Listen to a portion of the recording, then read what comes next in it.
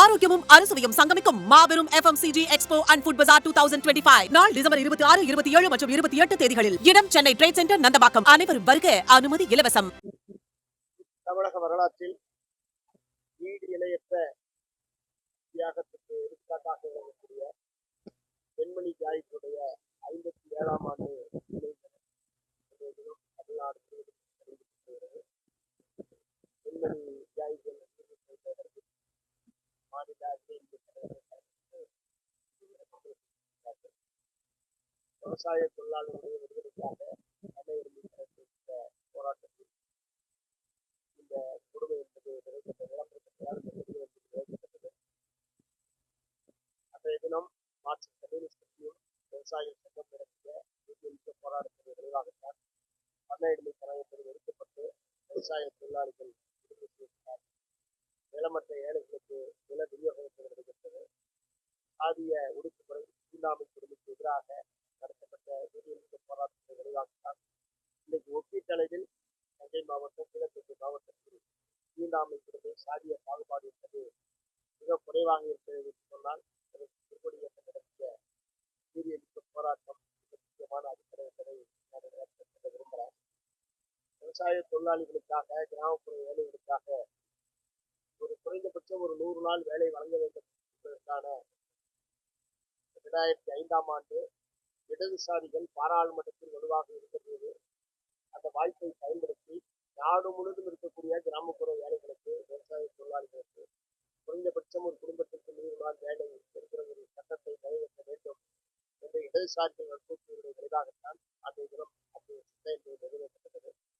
கிட்டத்தட்ட கடந்த 20 ஆண்டு காலமாக இது நாடு முழுவதும் நடைமுறையில் இருந்து விவசாய தொழிலாளிகளுக்கு வறுமையிலிருந்து விடுபடுவதற்கும், புலம்பெயர்தலை தடுப்பதற்கும், குறிப்பாக பெண்கள், கிராமப்புற பெண்களுக்கு அதிகமான வேலை வாய்ப்பை வழங்கக்கூடிய ஒரு திட்டமாக இந்த திட்டம் என்பது நடைமுறையிலே இருந்தது. ஆனால் இன்றைக்கு இருக்கக்கூடிய ஒன்றிய பிஜேபி அரசாங்கம் அந்த திட்டத்தை சீரழிக்கக்கூடிய வாய்ப்பு. அதை மகாத்மா காந்தி தேசிய ஊரக வேலை சட்டம் என்பதை மாற்றி பிபிஜி ராம்ஜி என்கிற ஒரு புதிய சட்டத்தை கடந்த 18ஆம் தேதி பாராளுமன்றத்தை நிறைவேற்றியிருக்கிறார்கள். எதிர்கட்சி பாராளுமன்ற உறுப்பினர்களுடைய கடுமையான எதிர்ப்பை மீறி குறைந்தபட்சம் அதை பாராளுமன்ற துணைக்குழுவுக்கு அனுப்புங்கள் என்று சொன்னதை கூட கேட்காமல் பெரும்பான்மை இருக்கிறது என்கிற ஒரே காரணத்தை பயன்படுத்தி கோடிக்கணக்கான விவசாய தொழிலாளிகளுக்கு, கிராமப்புற மக்களுக்கு எதிரான சட்டத்தை அவர்கள் நிறைவேற்றியிருக்கிறார்கள். இந்த சட்டத்தை திரும்ப பெற வேண்டும் என்று சொல்லி நேற்றைய தினம் தமிழகத்தில் திராவிட முன்னேற்ற கழகத்தின் தலைமையிலான மதச்சார்பற்ற ஜனநாயக சார்பில் பல லட்சக்கணக்கான மக்கள் கலந்து கொண்ட ஒரு பிரமாண்டமான ஆர்ப்பாட்டம் 400க்கும் மேற்பட்ட இடங்களிலே நேற்றைய தினம் நடைபெற்றிருக்கிறது.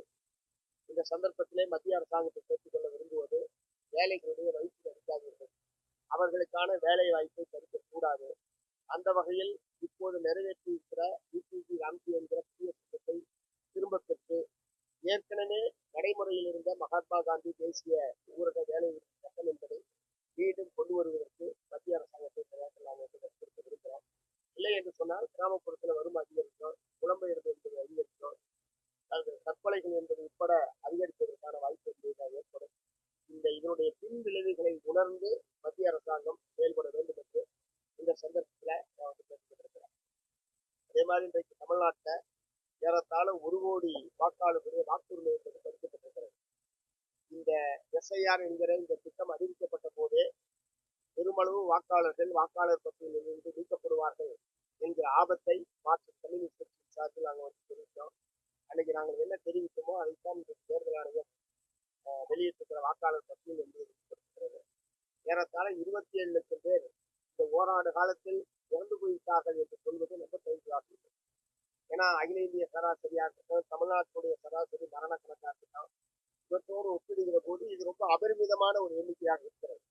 உயிரோடு இருக்கிற பல பேரை இறந்து விட்டார்கள் என்று தேர்தல் ஆணையம் அறிவித்திருக்கிறதோ என்பதற்கான புள்ளி விவரங்கள்லாம் இப்போது பல்வேறு தேடிகளில் பல்வேறு கருத்துகள் வெளியிட்டிருக்கிறது.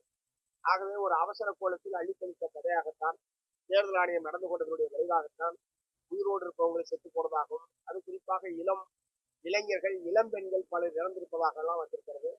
பல பேர் இறந்து போன பல பேர் உயிரோடு இருப்பதாக வந்திருக்கிறது. இதற்கெல்லாம் தெரியும். கவிஞர் புலமை புத்தன் அவர் இறந்து 4 வருஷம் ஆகிட்டு எல்லாத்துக்குமே தெரியும். பிரபலமான நபர். அவருடைய பெயர் வாக்காளர் பட்டியலில் இருக்கு.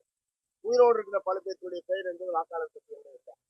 அதே மாதிரி ஏறத்தாழ 67 லட்சம் பேர் முகவரி அற்றவர்கள் அல்லது காண முடியாதவர்கள் என்கிற முறையில் சொல்லியிருப்பது என்பதும் உண்மையான கட்டணத்துக்குரியது. இடம் மாறுதல், முகவரி மாறுதல் என்பதெல்லாம் இயல்பாக நடக்கிறது.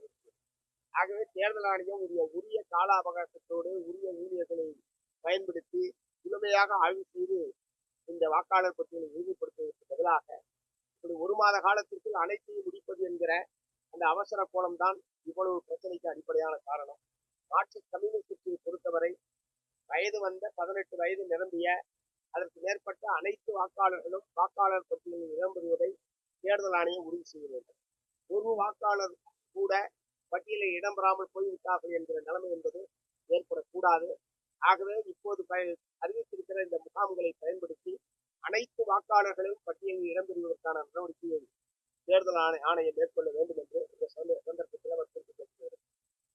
இந்த மார்க்சிஸ்ட் கம்யூனிஸ்ட் கட்சியை பொறுத்தவரை பிஜேபி அதிமுக கூட்டணியை தோற்கடிப்பது என்பதுதான் இந்த வரக்கூடிய 2024 சட்டப்பேரவை தேர்தலில் ஒரு முக்கியமான அரசியல் நோக்கம். அந்த நோக்கத்துக்கு ஏற்ப எங்களுடைய அணுகுமுறை தீர்மானித்த அடிப்படையில் நாங்கள் அந்த அடிப்படையில் நாங்கள் எங்களுடைய தேர்தல் அணுகுமுறை தேர்தல் பணிகள் வந்து நாங்கள் அதிகமான தொகுதிகளில் போட்டியிட வேண்டும் என்றுதான் எல்லா கட்சியும் விரும்புவாங்க. நாங்களும் அதான் விரும்புகிறோம். அவங்க அதான் வச்சிருக்கோம். அது உரிய நேரத்தில் பேச்சுவார்த்தை குழுவோடு உட்காருகிற போது கூடுதல் தொகுதிகளை பெறுவதற்கான எல்லா முயற்சிகளையும் ஒவ்வொரு இடத்துலையும் 13 சீட்டு 20 சீட்டு 22 சீட்ல நாங்கள் சீட்டை மட்டும் தனியாக போட்டிட்டு ஆனால் இந்த முறை கூடுதலான இடங்களில் போட்டியிடுவதற்கான எல்லா முயற்சிகளையும் நாங்கள் எடுக்கிறோம். தமிழ்நாடு கூடாவே எங்களுக்கு வாய்ப்பு இருக்கிறது. அதில் நான் உங்களுக்கு எந்த பகுதியிலும் எந்த பகுதியெல்லாம் கிடையாது. தமிழ்நாட்டை எங்க நின்னாலும் நாங்கள் எடுத்துக்கிறோம்.